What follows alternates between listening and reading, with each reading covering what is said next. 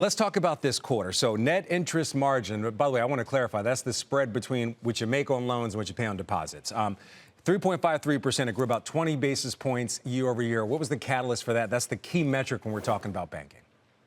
Right. We had the opportunity to close one of our largest partnerships in recent history here. And coupled with that and just kind of strong loan growth and good deposit management, it really allowed us to increase our net interest margin quarter over quarter. All right, talk to me about that loan growth. Loan growth, 22% higher year over year. Where did this growth come from? In the earnings release, you really cited a lot of strength from your agriculture customers. What's going on there? What's sparking this increased business from farmers and other people in the ag space? Well, that net growth that you're seeing there of 22% includes the most recent acquisition we did in Minnesota. So if you take that out and look at core growth was a little bit closer to 4% quarter over quarter on an annualized basis. But we're still seeing, our clients are still seeing strong demand, and they're able to navigate all the uncertainty, whether it's political uncertainty or the uncertainty they had around taxes, and then increasingly the day-to-day uncertainty that comes through the tariffs. They're finding a way to get it done and continue to find ways to grow their business. All right, so you're saying in the release, at least, there was no real impact to the business on tariffs, but then you're saying there's some uncertainty. So nobody was slowing down their loans or their lines of credit or taking, some money off the table when it came to some of the projects that they wanted to do or the size of loan. There was no impact at all? No, I don't want to say there's no impact, but we did see some inventory builds, I think, ahead of some of the most recent tariffs. So I think that also boosted growth during the quarter. Did that reduce deposits then if people were spending more money on inventory, maybe holding less? Yeah, I think, coupled with just normal seasonal flows, people paying taxes and things like that. All right, Jim, got to talk to you about this. What the president calls the one big beautiful bill, the spending and tax plan. You just mentioned tax clarity right now. Are you starting to see the impact? Are you starting to see a boost in CapEx? I asked you about the farmers. There's also a lot of, industrial work that happens there in the Midwest as well. Are you seeing any signs of it already?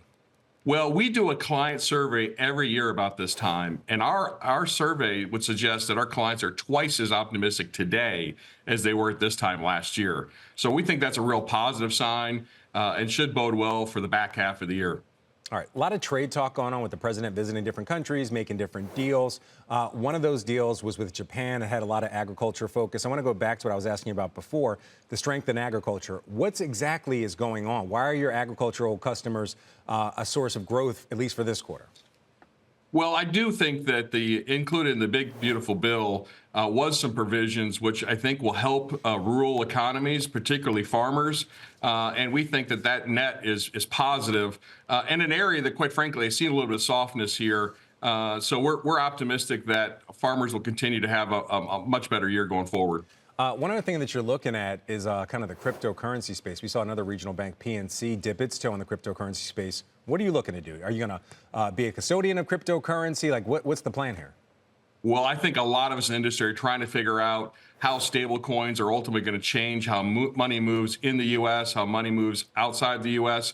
I do think it's going to create good opportunities for us all. And with respect to crypto, I think we all need to realize that crypto is going to be here for a long, long time. And so we have to find ways to help our clients acquire and custody those assets.